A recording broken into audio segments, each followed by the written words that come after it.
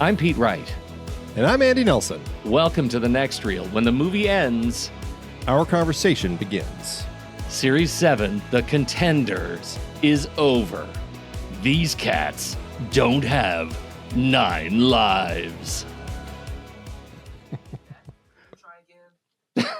Did you hear that? What was that? I activated the lady in a box who said, okay. I didn't get that. Can you try again? That's so funny. Okay. Andy, Series 7, The Contenders. This is the last in our People Hunting People series. A series that went by way too quickly. I've really enjoyed it, which I don't know what it says about me, but I've really enjoyed this series.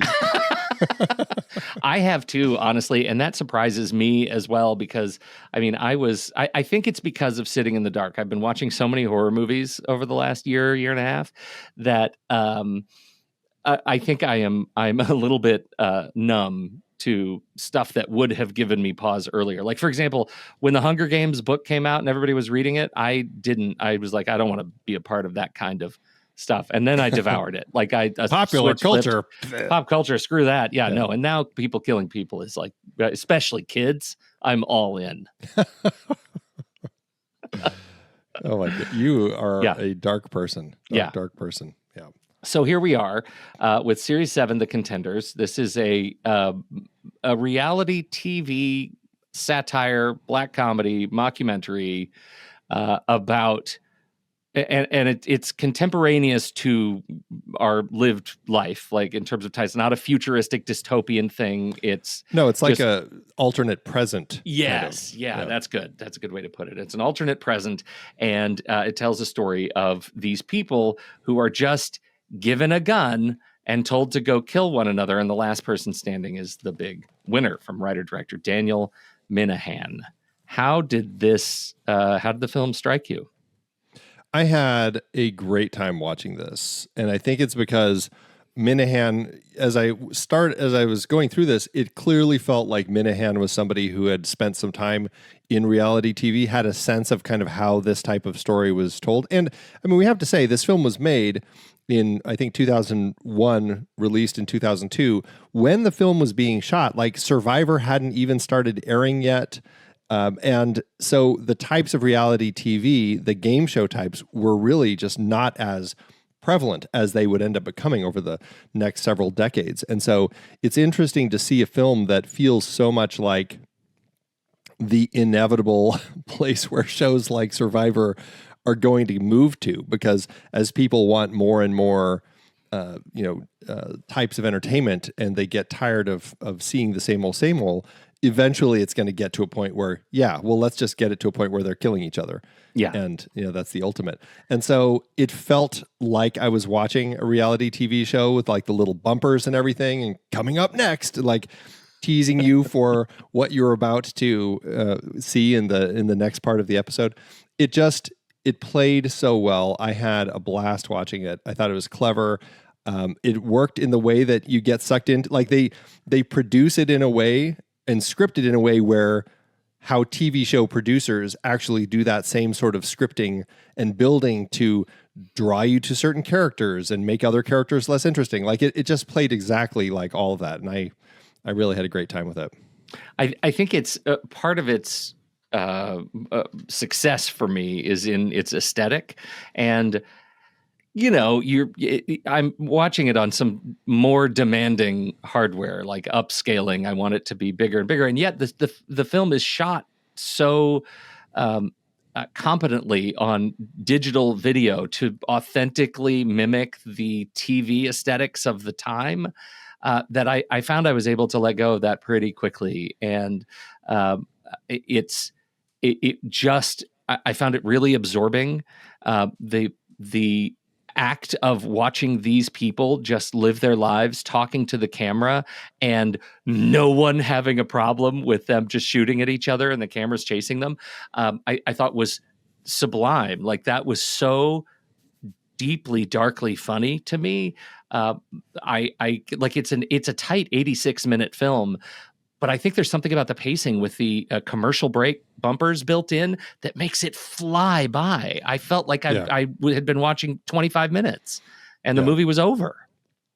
It is set up in an interesting way. I mean, it's funny because all the posters and everything, Series 7, The Contenders, but the show is called The Contenders. We're watching Series 7, and it happens to be a marathon. So instead of it ever actually saying on the screen, Series 7, The Contenders, it's always The Contenders, Series 7 Marathon. 7. Yeah. And I'm just like, okay, so anyway, the title is what it is, but it did feel like a marathon episode, like where they cut together essentially the highlights of an entire season into 1 hour-and-a-half episodes to just kind of give us the whole thing. And it played so effectively. Like I loved how it played. It gave us all of that same sense of the characters and everything. And it was really interesting in the way that it set up this, I don't think dystopian present, but this alternate present where this show is essentially a government-sanctioned show where they have a national lottery to figure out what town they're going to be doing it in, and then in that town have a lottery to pick which of the citizens of the town are actually going to be the participants of the show.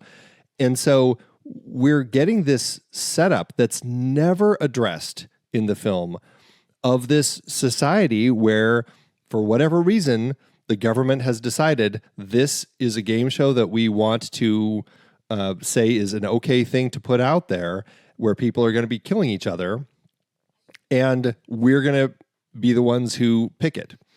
Now, you have to assume the producers of the show are very involved in that lottery, because when you get somebody like Jeff, who happens to have a past relationship with Dawn, you're like, okay, there had to be something in the way that these producers forced that selection because they knew it would create a background for the characters for us to enjoy. But I love the way it sets up this society that makes all of this okay. The passers-by aren't shocked at all when Don walks into that convenience store right at the top of the film and kill a guy and then asks for bean dip. Like, they're more than anything, I think they're just either excited to see the cameras and everything come to where they are. Like, am I going to be on TV? You can see them like running home later to watch the episode and see if they made the cut. And two, just making sure that they're not in the line of fire, right? I think it begs a question, Andy. Like this whole exploration of violence as entertainment and public spectacle. Like, this movie has both of those. Like, one, people are sitting at home watching TV and watching this happen. But two, to your point, like, they're getting involved in it. They are a part of the reality TV experience. The guy at the Quickie Mart, whatever it was, he's a part of it. These people are watching, and they don't feel necessarily threatened beyond crossfire potentially, right? But but ultimately, this is a thing that we have already. The Series 7 exists in a post-adaptation universe where people are already so accustomed with this kind of entertainment that they're just okay living in it and among it and in partnership with it, because it's commerce, I guess. Is that a fair assessment? Commerce, but also entertainment and the spotlight. And I think that's part of it, is like, to a certain extent, it's like that the guy behind the counter at the convenience store likely sees that moment as part of his 15 minutes of fame, right? Yeah. And there is this sense of, and that's what I find so interesting about it, because there is this sense in society where people are kind of looking at it like, it's okay to do a show where we kill people because it's on TV, and I might get to be on that show, either as a contender and then be famous, or just they're filming around me, and that's going to be, you can see me in the background. And I think that's what's frightening about it, because especially now, 20 some years after this film came out, it feels like we're a lot closer to this than even at the time when they made the movie. Yeah, right. We're moving the wrong direction. Yeah. But is it, I guess there's the question for each of us. I mean, individually, why am I attracted to this kind of media, right? Why am I attracted to movies that portray this on screen. And I think it's the other side of why I also love the movie Idiocracy, right? It's that it's so absurd. It actually is, I find it a salve for the world around me right now anyway, right? Like it's so absurd that the real world seems more sane. And I think I need that. My mental health requires that. Yeah. That's an interesting perspective, because you are in this place where just these awful things are happening. And yeah, we're drawn. I mean, it's why do we listen to true crime podcasts? Why do we watch stories about crime and murder and all of this sort of stuff? And there is this sense of being drawn to these sorts of things of the, well, at least it's not me. It's that same sense of kind of horror movies. It kind of, you feel almost more alive when you're watching that sort of film and that awful stuff that's happening, because it connects you more to that sense of living and life that you have, And so when you're seeing other people go through terrible things, you're like, whew, at least it's not me. And I'm doing pretty good, huh? Yeah, right. Well, and it makes for an exploration of how media packaging normalizes crazy extreme behavior, right? The fact that this has bumpers and stingers on either side of all of these horrific shootings is yet another example of how we numb ourselves to the message, right? Marshall McLuhan was right, and in so doing gives us yet another kind of meta critique of American gun culture, right? I mean, we can't mention this movie without talking about how easy it is for guns to just become an extra appendage for these competitors, so-called competitors. Yeah, no, and it's just it's an interesting look at the way that even on the show, these people end up creating their own justifications for everything, right? Dawn, this is her third round. She's so far killed 10 people, 10 previous contestants she was up against, and now she's up against these 5. And so she is kind of the returning champion, as they say. And she kind of is like, hey, I don't want to be part of this, but I'll do what it takes to win. She's pregnant. She's like, I got to save the baby. I'm doing it for my baby. Meanwhile, you have Sheila, who is the older nurse, who is I think Sheila's the nurse, right? Yeah, I think Sheila's the nurse. She's like the angel of death. Or no, it's Connie. Connie was the nurse? Connie's the nurse, yeah. Okay, so she's the angel of death. But what's so fascinating is, like, she views herself as a very religious woman, and even when she talks about kind of some acts that she has done as a nurse where she has helped people with assisted suicides, you get this sense that you're like, is she, like, what is she actually doing? But somehow she's created this reality for herself where everything that she's doing is okay. She looks at Dawn as a complete crazy lady who is like a terrible, terrible person, and sees everything that she's doing as like sinful, and she's an awful person and manipulative, and that's, I think, a fascinating glimpse into these characters that we get where Connie really kind of paints this view for herself of how all these other people are so awful and she is such a saint, where we really get the sense that is Connie really a saint? No.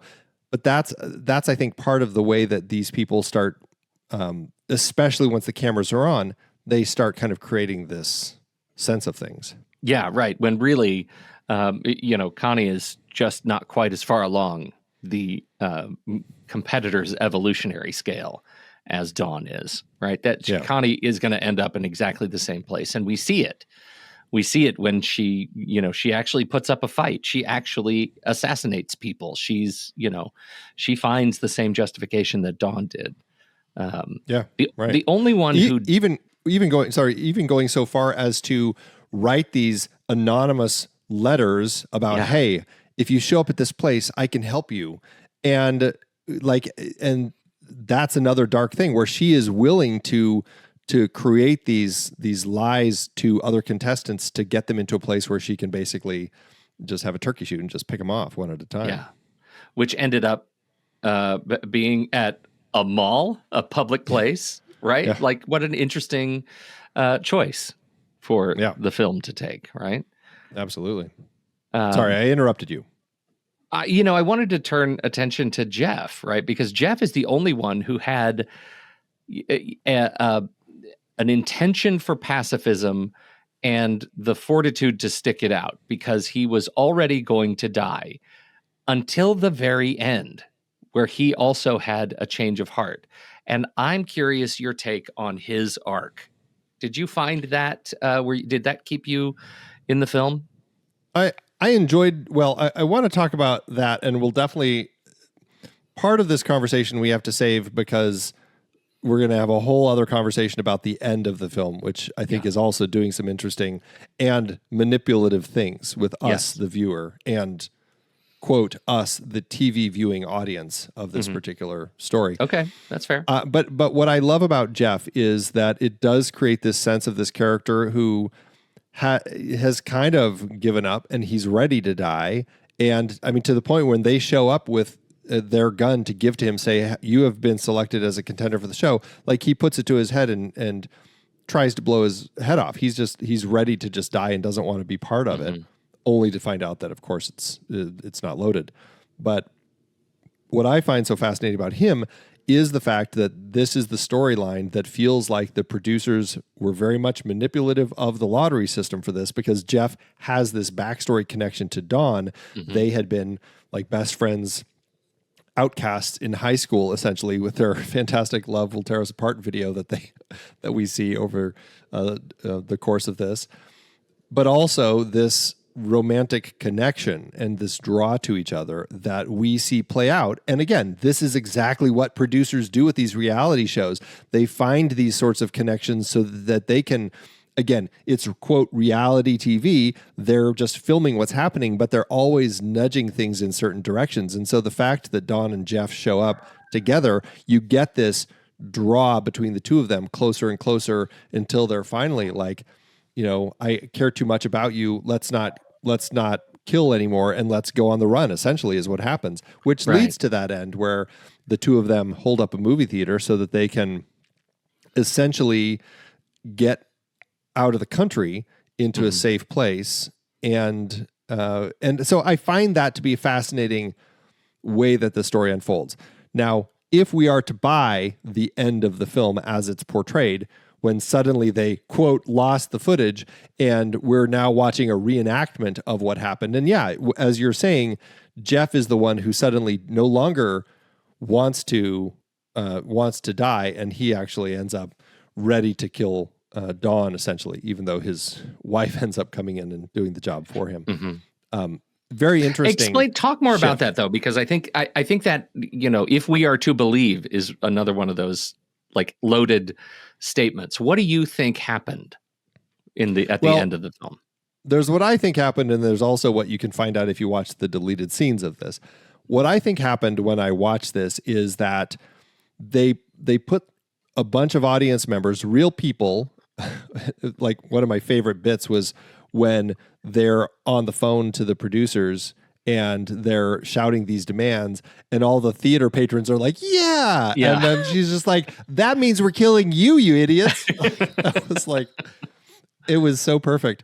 But I think the way that I saw the end of the film is, okay, so they put all of the audience people at risk, possibly even killing some of them. Who knows how far they ended up going. But my interpretation was these two somehow did actually force the hand of the producers, the police, the country, into a situation where they actually probably did find a way to escape and get out of the country. And the show was never going to depict that. And so they created a false reality of how things ended and came up with the story that could work. Now, the only thing that didn't make that work the way that I saw it is the fact that the very last scene of the film, we see, hey, Jeff's actually still alive, and now he's going to be the returning champ for the next season. Yeah. Fantastic final moment of the film. So that kind of killed that for me a little bit, but I thought, okay, well then maybe what happened is the cops had to come in. Did they kill Don? And now, and maybe shot Jeff, but he's okay, and now he's going to be forced to come back.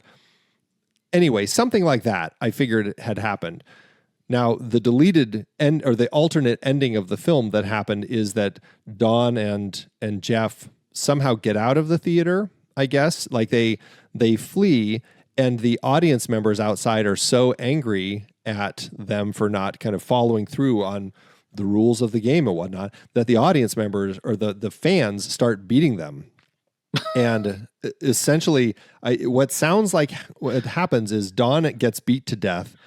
Jeff gets beat within an inch of his life, but is okay. And then the producers ended up essentially, because when we at the very end we see Jeff's wife, is his wife Doria, right? She says something like she's going to jail, and she's like, they framed me for this. Apparently what happened, or the way that you can interpret it with that alternate ending, is that Doria actually is framed for killing Dawn, even though it was the fans who killed Dawn. And so she's put in jail. Jeff wakes up in the hospital and essentially finds out he's still alive and now has to compete again. So however you slice it, whichever interpretation of the ending you watch, the only way I can see it is that something else happened and the producers wanted to create something that was still good television. Yeah. I think hearing you talk about it, and I haven't seen that extra ending, but the thing that I think I prefer about it is that it leans heavily on the fact that the audience is complicit, right? Yeah. That the audience, all along, we're talking about this movie where the audience is a part of it because they are sort of voyeuristically engaged in the experience of the contenders. And here they have a literal hand in the direction of the show. And I think I prefer, the bleakness, the blackness of that ending to the lost footage piece. I don't know. Do you have a position? I think either way, it's. I can definitely see what you're saying, because in one version, in the alternate ending version, yeah, the audience is very complicit because they're literally the ones that beat these two down for not basically doing what they're expected to be doing, as opposed to just the producers who are complicit and saying, we want to deliver something that the audiences are going to be happy with, or will give us better ratings. Who knows? I mean, you hear all these sorts of things that the reasons for why they do these things. I can see it. I'm fine either way. I like the idea of the producers. I guess the version I like is the one that we ended up watching, because it feels exactly like what we would get as a reality show. Like, yes, dramatic reenactment fits the right producers in. do some dramatic reenactment, rewrite the whole ending to give it something that they are happier with. It just played well for me. I think if I had seen that other version, I think I might have scratched my head a little bit going, okay. Like I feel like, and I haven't seen it, I just read about it, but yeah. I feel like it may have worked better on paper, Yeah, I can see that. It certainly works better in podcast for me, just hearing about it. Yeah. I do love how the movie, we've already talked about some of the sort of format issues, like committing to filming sort of digital video to mimic the authenticity of the era and the platform. I like how it switches between that is the professional standard, and then it'll switch to like surveillance style footage. I like that we have access to the surveillance cameras. I think that gives it an interesting, another interesting visual texture. I think the in terms of the chase cameras and integrating other contenders' camera people into each shot is really fun. This is super highlighted when she gets out of the car and she's chasing Jeff. after he makes the commitment, and the camera person runs out into the middle of the street, Jeff's camera person, to film him running away. Tony. That's Tony.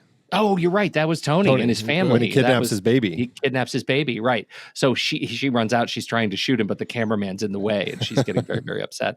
I think that was such a great bit. I love that the show, The Contenders, is not afraid to work the behind the scenes into the sort of front of house shot. I think that works really, really well. It's not like Survivor, where we know there are 400 people on the beach during these competitions and we're never going to see them. This is I think makes it grittier and more sort of real. Yeah. No, and I think that the look definitely lends to that. And the fact that we are kind of having those behind the scenes moments with the camera people throughout, where sometimes like she's talking to the camera people, trying to get them to help with something. And they're like, I can't do that. Yeah, I can't touch that. Like Dawn would get so frustrated, just like, God, like forced to have to do these things on her own. It was nice to see the way that they integrated that. And I bought into it. Like I bought into that world of the behind the scenes, the way that they played that. Do you know what they nailed the best is the extreme close up interviews, right? Like in the car where the camera is framing just like eyes, nose, and mouth, and trying to get them to talk about something really intimate or important to them. I think that those styles of interviews are so just rampant in these kinds of shows, and I think it worked really, really well to once again sell me on the fact that this is a real property. I finished this thing and I felt like this was a real show that I could go watch. Well, likewise, they have the post interviews, like after a scene has happened, where they actually do a sit down interview with somebody to talk about like what they had just gone through. Like that is again another trope of this type of programming that they do so well. What I find interesting, especially based on what you said, is that Daniel Minahan, when he came up with this idea, initially actually pitched it as a TV show. It would be like a fictional version of a reality show. And I guess that it just wasn't sexy enough for the networks at the time. They didn't think that something like that would actually play properly. And so it just ended up, so then he ended up just having to pitch it continuously for a number, and that was like the mid to late 90s that he pitched that. So it took a few more years before finally finding a way to get this thing out there. That's crazy. Yeah. It's one of those things. I can see why it would be troublesome, because it's almost too real for TV, right? In the fact that it's completely fictionalized, I can see how you might get a little bit of a War of the Worlds vibe. Right. Well, some people certainly, if they had never heard of it and just are flipping channels and land on it, they probably would be left like, oh my God, what have we become? Yeah. Yeah. Which is exactly the question we should ask, but not for that reason. Right. Well, especially the way that the show plays itself out. Like these characters are like, we get some pretty cheesy moments off and on with the characters, some behind the scenes moments of people living their lives, some things that just seem really like over the top funny, the way it ends up playing out. Like we never really spend much time with Franklin, but it definitely is clear that he's kind of like a conspiratorial mindset sort of person. Like he's got his windows covered in aluminum foil. He's the one who just before he gets killed starts spouting off about conspiracy theories and all that. So you're getting some interesting things about all these characters.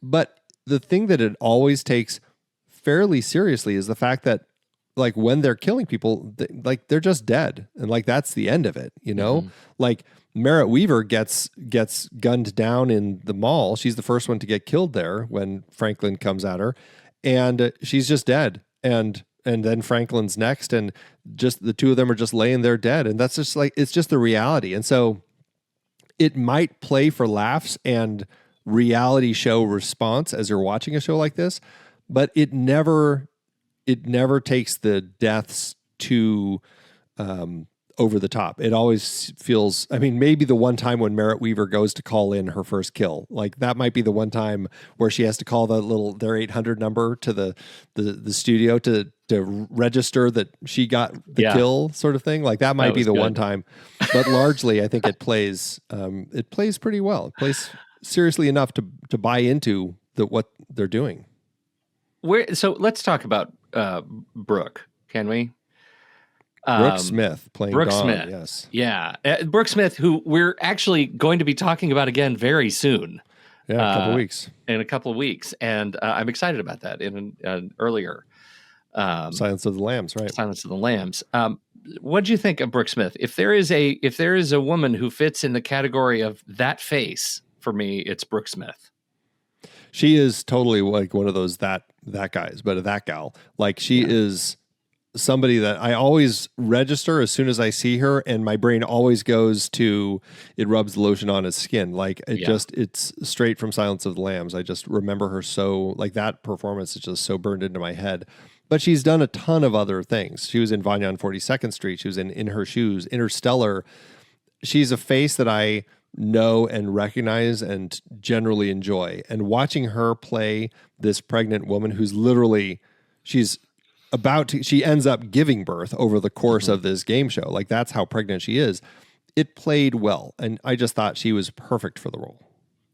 I did too. She, for me, she was the longest run that she had on a TV show was her time on Grey's Anatomy. And that happened to be when my wife and I were watching Grey's Anatomy quite regularly. So we had a great run with her as Dr. Han.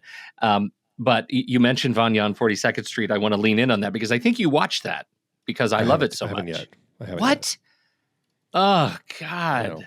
Andy. I have it waiting for me. Do you know what we need? Sidebar. We need, when this happens, we need to change the structure of the show just in a little bit. When this happens, when there is a movie that we've been talking about for so long, we need a trade week where I just think you should go watch this movie right now, move it up in your list, and in exchange, I'll do the same with any movie you pick. I just have to go watch it this week. Wow. Okay. So if I tell you, go watch Vanya on 42nd Street, what do you want me to watch this week? I'm writing it down. You're going to watch RRR. Oh, absolutely. RR. I'm writing it. I'm pen in hand. I'm writing it down. I know. I see RRR. that. I see that. This is serious. Exclamation point. And that's not even in the title. I'm excited for you. I'm excited for you. Wallace Shawn, man. I know. He's so great. Oh, you're probably going to hate it. All right. Regroup next week. It's been on my list since I saw Drive My Car. I am like, I need to invest some time in that story. So I better understand some of those elements when they bring it up in Drive My Car. Okay, good. Well, I feel like I'm going to win that one. Well, maybe you should watch Drive My Car. Are you changing your pick right now? I think I am. I think I have to. I'll save RRR for another time. You're going to watch Drive My Car because it ties in so well to Vanya on 42nd Street. Drive My Car, which was, that was a Ryusuke Hamaguchi. Yes. Right? Yep. Okay. Rent. I'm going to rent it so that I can watch it on the Vision Pro. I'm going to big screen this thing right now. Look. There you go. I'm Touch IDing. Done. This week. Look at that. Just rented it. I'm doing my 30 part. days. I've got 7 days. I've got to talk to you about this again. I'm just saying, in the scope of rentals, you have 30 days. You have no idea how seriously I take If you really my want to push it, hit start now, and then you got 48 hours. If I really want to push it, I'm going to try and watch it and continue this podcast with you right now. That's how serious I am. Okay. Oh my gosh. I feel great about this plan. Yes. I love this. The swap. All right. So that was Brooke Smith. Yeah, we love Brooke Merritt Smith. Wever plays our 18-year-old who's brought into this. And the best bits with her are the fact that her parents drive her to all the different areas that she's going, whether it's the mall or the golf course or over to Franklin's house or trailer. And the conversations that she has with her parents, the guns that they're providing for her, like everything about that relationship, especially like the moment when her dad walks in on her and her boyfriend having sex and then just like continues to have this conversation with his daughter while the boyfriend is in the background just slowly getting dressed. Man, these scenes played so funny. Yeah. So funny. I have to say Merritt Wever is on the brain right now because she is playing one of the best roles on Severance. She's playing Gretchen George, Dylan's outie wife. And it is just a lovely and complex portrayal. We don't get enough of her on screen, but every scene where she is with him in the intimacy room is just perfect. And to see her in this movie so many years ago is jarring. It is really jarring. She's just wonderful. And I feel like I need to go back and do another review. She's just done so many roles in films over her several decades in the industry. It's fun to see her in this very early one. She's great in it. Yeah. Oh my God, such a great run in the teens, right? I mean, goodness. Charlie Says, Welcome to Marwen, Marriage Story. She's just wonderful. Birdman, yeah. Tiny Furniture. Yeah, she did lots and lots of stuff. Yeah, and of course, Walking Dead. Oh, yes. Okay. Well, let's see. We talked about Connie. That's Mary Louise Burke, who plays Connie. Mm-hmm. She's a face that has been kind of like somebody who's popped up in bit parts in all sorts of things over the years. I enjoy seeing her here. She does a great job as the role of Connie. We've talked about her a bit, but I had fun with her. Did you like her in the role?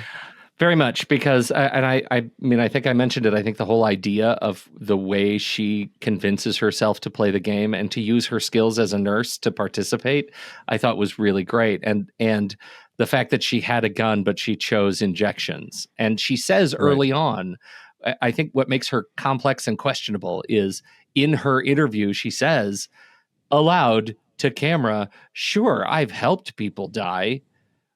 Right. Which makes me think this is going to come easy to her, right? Like she has probably taken others' lives into her, capable injectory hands.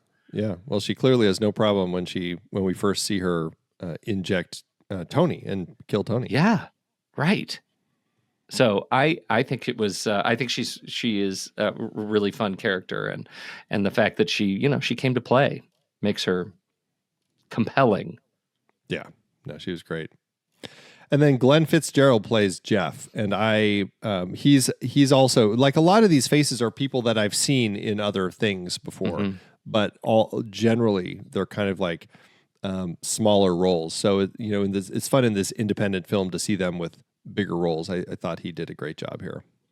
Me too. And he's been in a number of things that I think are fantastic, right? I mean, he did long ago Sixth Sense, The Ice Storm, Flirting with Disaster. These are his top four: Flirting with Disaster and Dirty Sexy Money, the show. All of them fantastic. Like, he's just great. He was in Stanford Prison Experiment, I believe. Oh, okay. Maybe not. Am I confused by that? I don't know.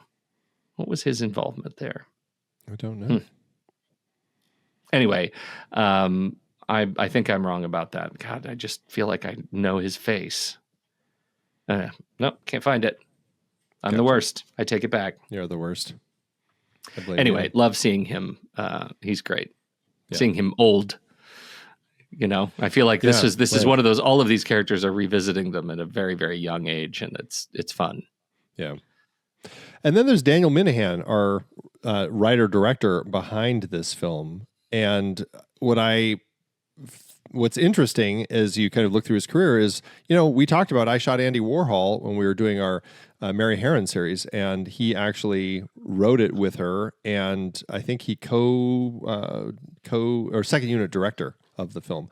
So, he in some capacity, I can't remember if we mentioned him when we talked about that movie, but this was early on in his career when he was working on getting independent films off the ground and everything. And it was kind of right after this film when he had this shift into television that really ended up becoming his stock and trade. I mean, 6 Feet Under, The L Word, Deadwood, those are like the first few TV shows that he started working on, and then just kind of kept going from there. Grey's Anatomy, Game of Thrones, Homeland, House of Cards, American Crime Story, all the way up to more recent things like Fellow Travelers and Halston. So very, very busy in TV and very well thought of in the TV circles. Right. And it's funny, Grey's Anatomy and Ray Donovan. I think that's that you can kind of see where Brooke Smith's path crosses with, it continues to cross with his after this movie. It's interesting to see their lines. Well, and I think I read somewhere that he actually wrote that role for her. Yeah. And interesting. I can see it. What's funny is that he named her Dawn Legardo after like an old friend from high school, I think. And the producers were concerned, because you always go through these rights and titles, clearances. And they were concerned that they were naming her after a real person. And so he actually had to reach out to Dawn and get permission from her, like written permission to use the name, because Brooke had already kind of connected to the name and just felt like started working on that character as Dawn Legardo and really wanted it. So they got permission from the real Dawn Legardo, and there you go. Good on you, Dawn Legardo. Yeah, that's great. That's a thing. We should see if we can get an interview with her.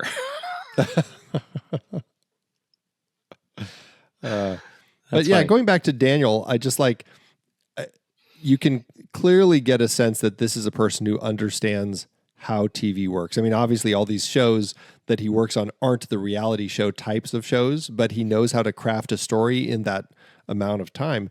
And putting this movie together, I think, just falls in line with that understanding of how to tap into audience expectations in that small format, because everything that he's doing here just fits right in line with the world of reality television at the time, 2001, and continued as it's gone on. What's interesting, so interesting about Minahan is just how little of his personal life is public, right? His history is made of credits.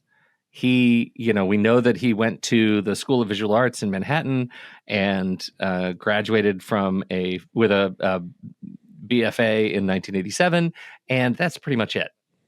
And then it's just credits. And I think that's really laudable right now.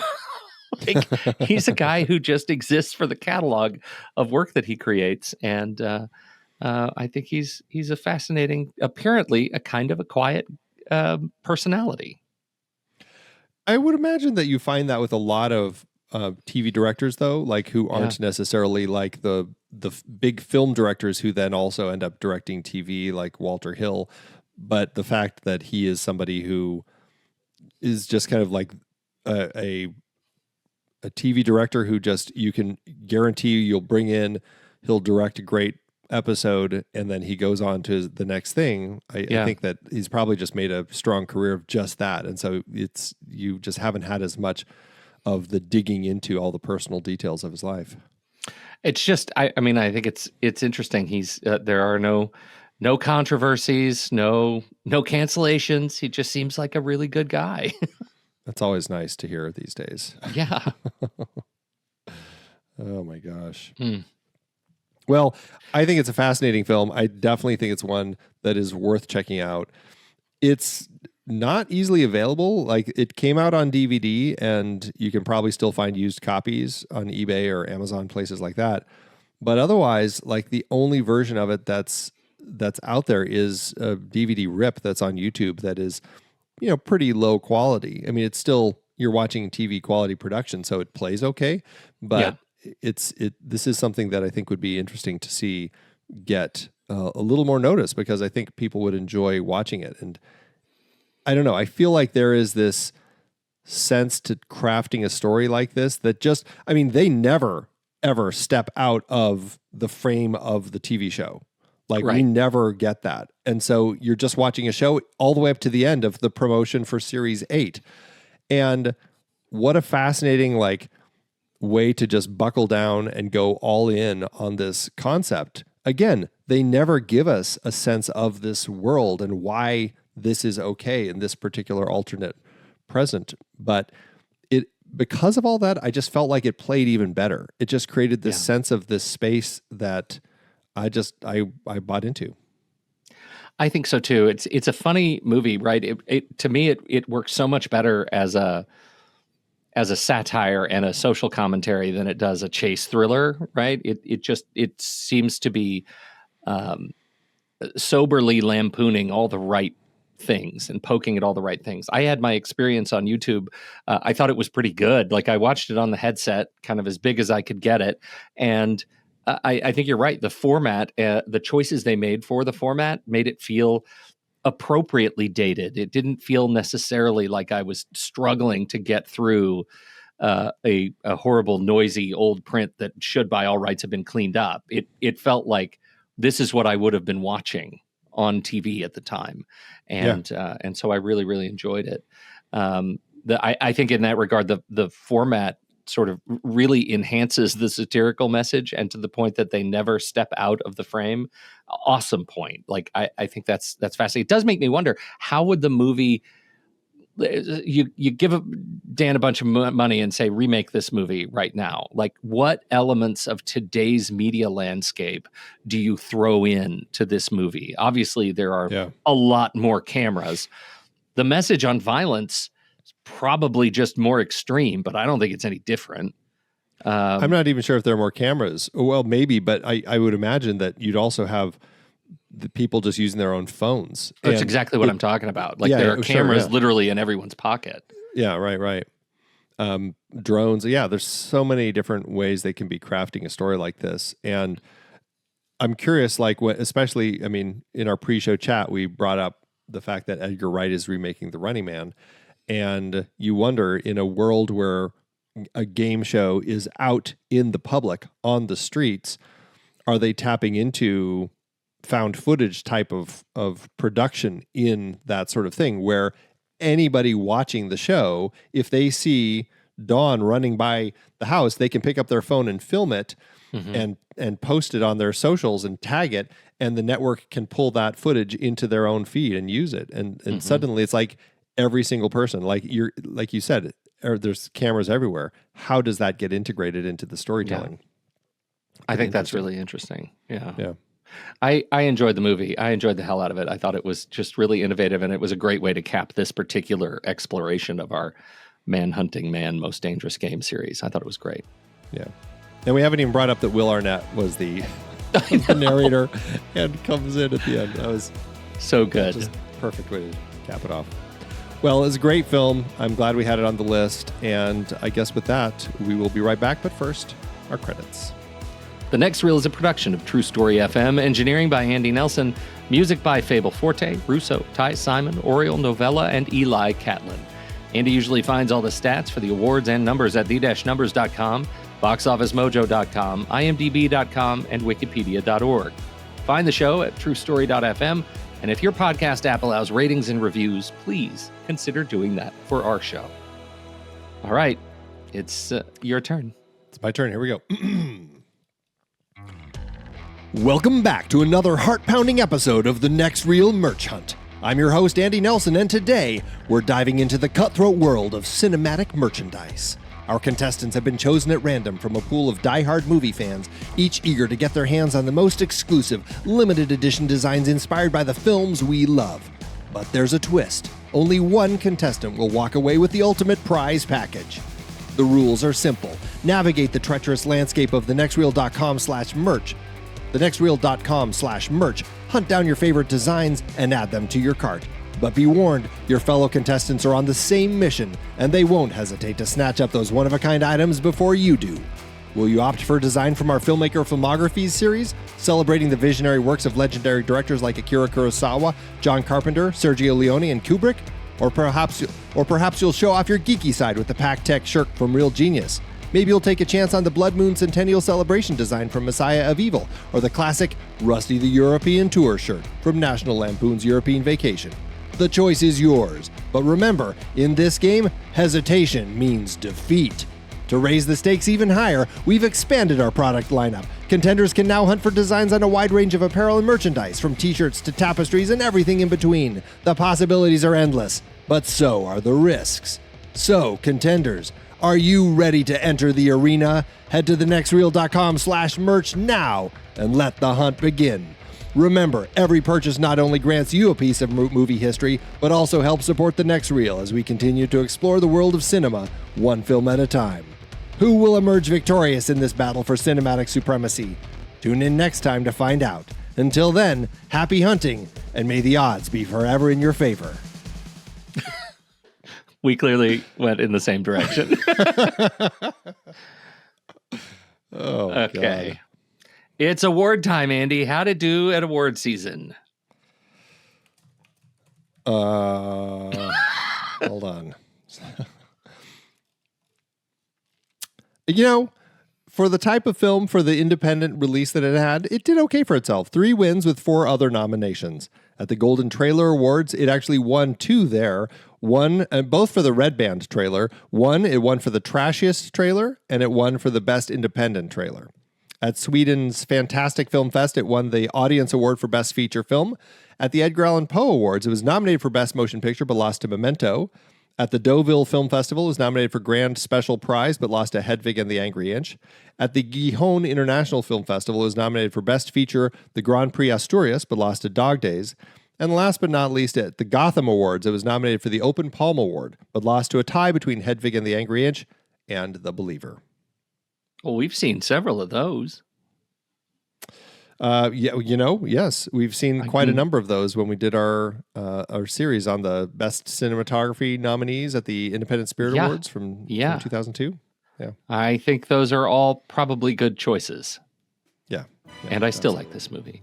How did it do at the box office? Did it make? I mean, obviously, it did well enough for Minahan to get some notice for more work. True, yeah. This is really a perfect example of an indie Sundance film. They really, unfortunately, for this conversation, they don't publish much budget information. Minahan premiered this movie at Sundance 2001, where it was picked up and then released limited March 2nd, 2001 on 2 screens opposite the Mexican and C-Spot run, not to mention other limited releases of The Caveman's Valentine and The Widow of St. Pierre. They would expand this to 10 screens over its few weeks in theaters, but not enough to make any sort of dent.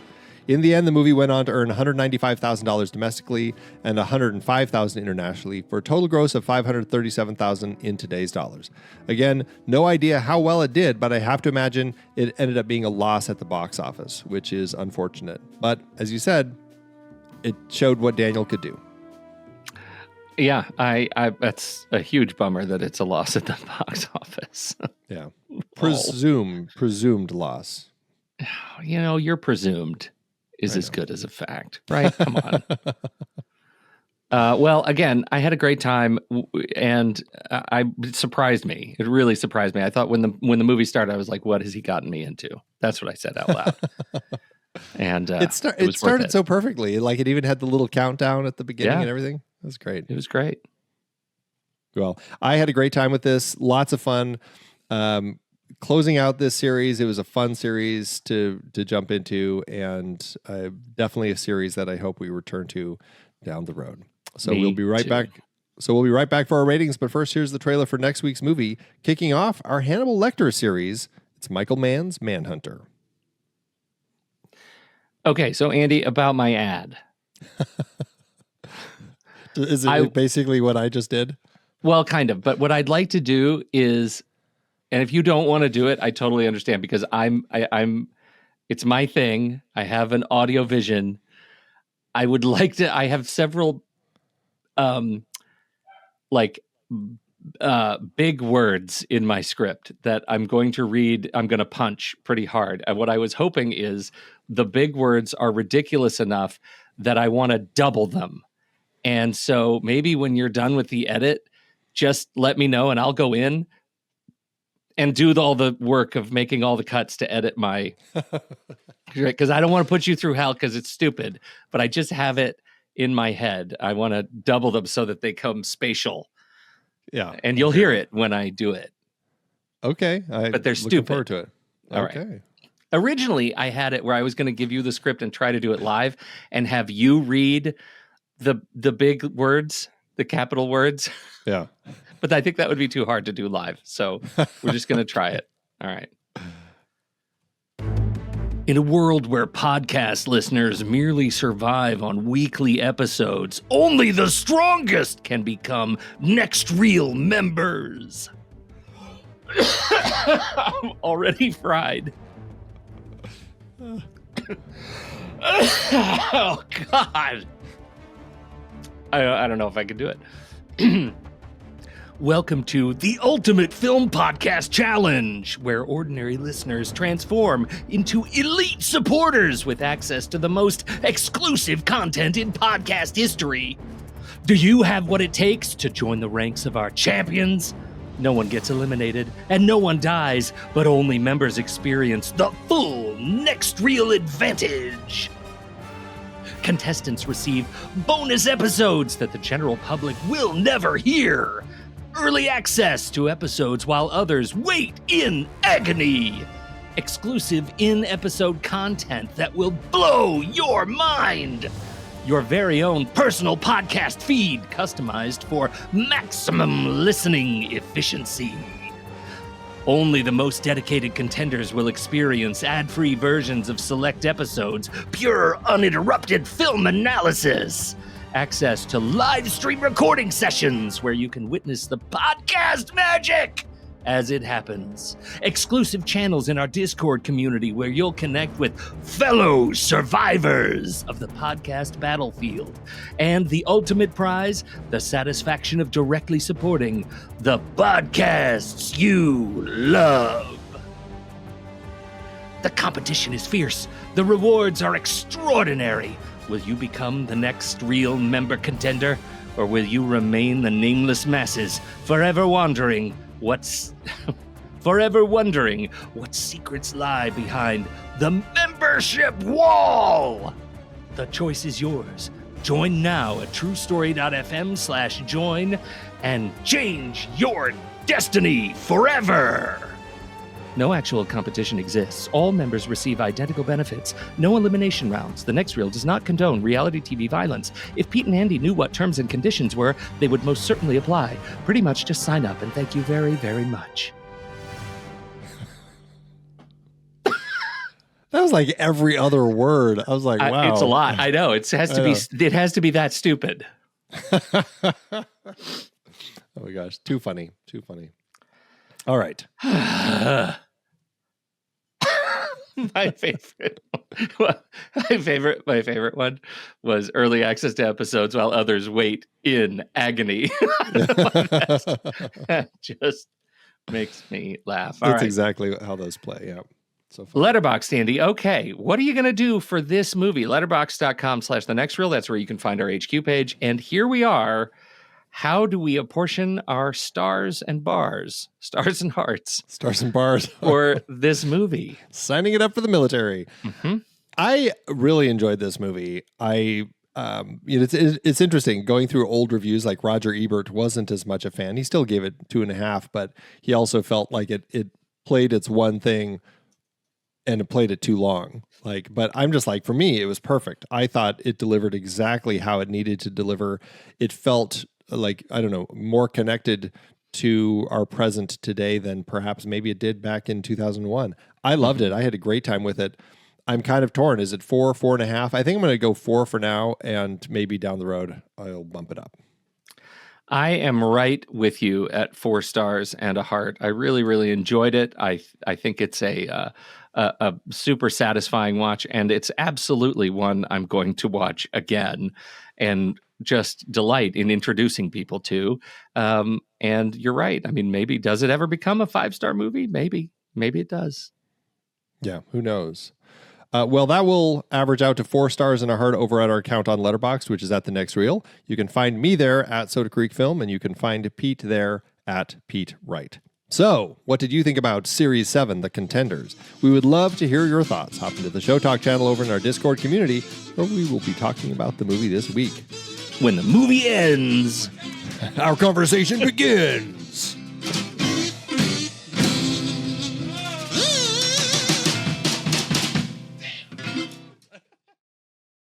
Letterbox giveth, Andrew. As Letterboxd always doeth. All right. How did you approach your hunt for the perfect Survivor review?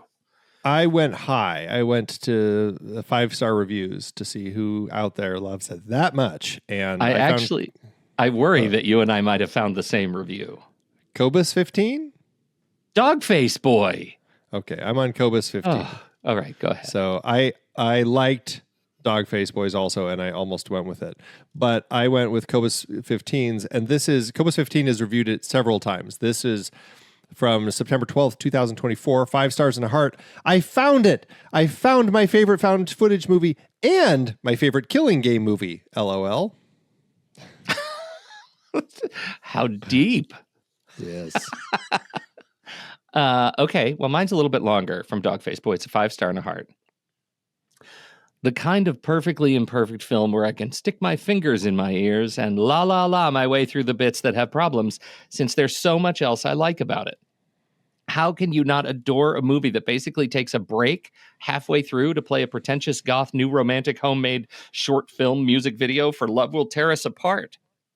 The only issue I have with Series 7 is that every time I revisit it, which has been a lot of times, the real world keeps shifting to the state where the absurdity of the parody of reality TV presented here keeps becoming less ridiculously absurd and over the top and more believable. Fab Girls Against Boys soundtrack, too. We didn't even mention the Girls Against Boys soundtrack, but it was great. Yeah, it was great. So perfect for the well movie. Done, Dogface Boy. So good. Thanks, Letterboxd.